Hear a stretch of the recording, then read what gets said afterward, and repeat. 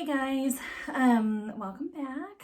Today I want to talk about troubleshooting on the PR655 and when your stitching's not quite right, and also kind of the one thing that's probably going to fix your problem that people just don't know about. But before we do that, hi, my name is Kelly. If you're new here, sorry, there's a glare on my glasses. I'm getting new glasses this week from Zinni. I'm really excited. These are terrible. The coating is coming off of them. Anyway, so if you're new here, I'm Kelly. I do all kinds of crafty things in this room that I'm so very lucky to have. But the main thing I do is sewing and embroidery. And the embroidery machine I have is this multi-needle Brother PR655. And if you watched the video from yesterday, I did a sample stitch out this really cute shirt that somebody requested, but the stitching on those last two lines is not awesome. It's not terrible, but like, look at that Y right there. You can see some of the bobbin coming through, and it's just not the quality that I would sell. It was fine for a sample, but I wouldn't sell this one. So I need to do the real shirt for this customer. So I need to figure out what was going on, and I'm 99.9% sure what it was. So I want to show you guys what that is. You know, oftentimes that will happen and you'll think it's tension and you need to adjust your tension, which it could be. But this machine, I don't touch the tension ever because I mostly do shirts, mostly the same kind of shirts. The tension should be fine. So really what I think it is I think there is a thread caught. So let's go over to the machine and let me show you what I mean. So we're over here at my PR655, and I want to open this up and see if I can find some threads in here. Now, the reason why I'm 99% sure that this is the reason is that it's just the behavior of the stitch out. When I was doing those red sections, the thread kept either breaking, or I would get a notice that I needed to check my upper or lower thread, but there was nothing wrong with either one of them. When my machine does that, I typically know that there is some sort of thread caught in here. And I think people are hesitant to open this up, but this is just basic maintenance. I mean, this is the kind of stuff you need to be able to do to run this machine. You wouldn't, you know, take it in for something like this.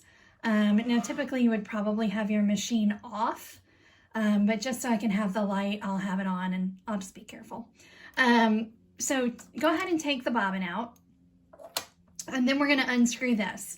To do that, you use this screwdriver that came with your machine, and there's two screws back here, and once you get them kind of started, you can usually get in there with your fingers and just do it manually. So we're going to take that one off and then come over here and do the same thing, and there's only two screws. So get this off, and then this plate just lifts right off. So, and I'm pretty sure I can see it from here. So I'm going to get my tweezers, and this is the thing that cuts your thread. And so a lot of times you'll get some threads under there, and you're going to see it and you're going to be like, there's no thread. There's thread. You just can't see it.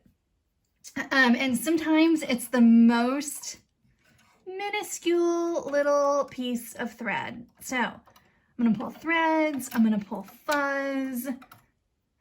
You can also take this tool that came with your machine and brush out. I think as far as compressed air, I think there's some debate as to whether or not you should use that with these machines.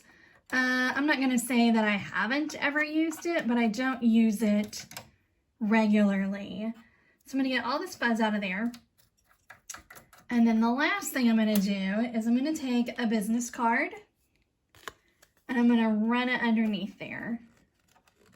And that will get any remaining fuzz or threads off of there. Let's do it again. It's honestly not as bad as I thought it was going to be. I keep this pretty clean. So it may not be our problem. We're going to find out. The other thing that I do when I'm performing this whole scenario is I take my bobbin out and I do the same thing with the bobbin case. I take a business card and I run it under here. If you have the tiniest little, hair too. If you have the tiniest little thread under there, it's going to give you trouble. So I'm going to clean this out just a little bit more and then we're going to do another test stitch. Okay, right after I just stopped that video, I found this little yellow thread right there. And I bet you anything, that's what was causing me trouble. Again, you're going to think it's no big deal, but it just is. So we're going to take that thread out and then we're going to try it again. Okay, so I got everything put back together and I just hooped the same shirt, just the back side, because the shirt's unusable now. So just in an effort to be cost effective, and because I want to test it with the same exact scenario to make sure.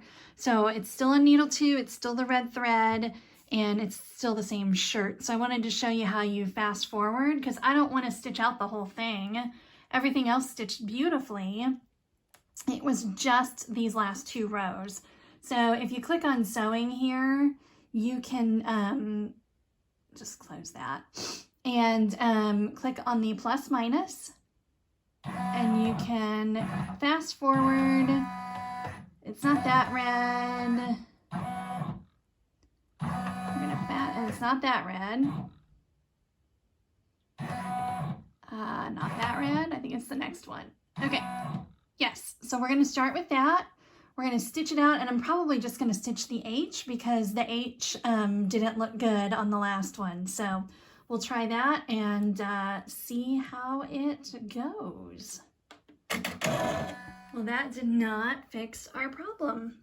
So look at the bottom of that W. See how it's still not awesome? So my next plan of action, since it wasn't that, like I said, 99% of the time it is, this was the 1% it's not. The next thing I'm going to do is I'm actually going to switch colors, switch needles. This way I'll know, is it the font or is it needle number 2 or the red thread? So I'm going to go over here and I'm going to switch out, I'm going to try the green, and so I'm going to switch out 2 and 4 and then keep sewing and see if that gives us a better result. So we lock and okay, tried a couple more things and we still don't have answers. So I switched to the colors and it's a little better, but sometimes it just shows more on red than other colors. But see, there's a little too much white showing. And then, so what I did is I switched reds. Can you see the difference in those colors? Because I thought maybe, okay, maybe it's my actual thread. Sometimes thread gets old and it just doesn't work very well. So I switched colors. That didn't help. There's still too much white showing here. So I took the original red and I put it on a different needle because I thought, well, is it that needle number 2 that's giving me trouble? Will it do better on needle number 1? And it honestly didn't. I know you might be looking at this and thinking I'm being too nitpicky, but that is not good enough. Especially like that that looks terrible. We can kind of see some improvement. That H, see all that white up there? When you see it in person, it does not look good. So moving it to needle 1 kind of helped, but not enough. So what that tells me is it's probably the font. I don't think that I resized this too much, but maybe I did. So what I'm gonna do is I'm gonna go into Embrilliance and I'm going to increase the density of the satin stitch just for that portion. I'm gonna reload it onto my machine and see if that fixes our problem. Okay, so I finally got it. This top one is the original one I did. You can see all the, it's hard to tell, is it the thread or is it the shirt? You know, because again, this isn't a high quality blank. I do think it's the thread. So I increased the density on Embrilliance to 20%. And then I also, since I did that, I did back off my tension just a little bit. So this is the number 2 needle. And I just turned it this way just a hair to back off that tension a little bit, because if your bobbin thread is coming through to the top, that means it's a, is that right? Yeah, that means it's a top thread problem. So anyway, I'm very happy with this.